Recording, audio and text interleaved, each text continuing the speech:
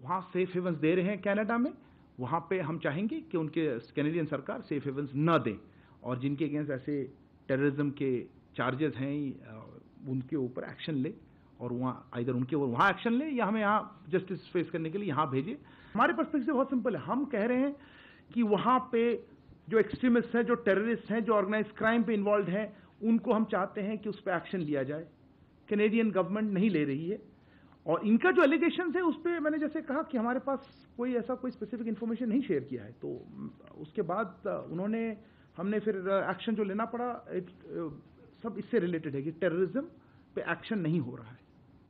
आपने देखा होगा कि हमारे जो कनाडा में हाई कमिश्नर और कॉन्सुलेट्स हैं उनको किस तरह के सिक्योरिटी थ्रेट्स वो फेस कर रहे हैं, उसको आप जानते हैं। इससे उनका जो सामान्य कामकाज होता है उसमें बाधा पड़ी है, उससे डिसरप्शन आई है। इसीलिए हमारी हाई कमीशन और कॉन्सुलेट्स अब टेम्पररीली वीज़ा एप्लीकेशंस नहीं प्रोवाइड कर पा रही हैं। हम इस सिचुएशन को रेगुलर बेसिस पे रिव्यू करते रहेंगे, इसकी समीक्षा होती रहेगी, पर अभी के लिए ये सिक्योरिटी सिचुएशन जो कनाडा में और कैनेडियन गवर्नमेंट की इनएक्शन से रहा है, उसके लिए हम इसको अस्थायी रूप में हम इसको वीज़ा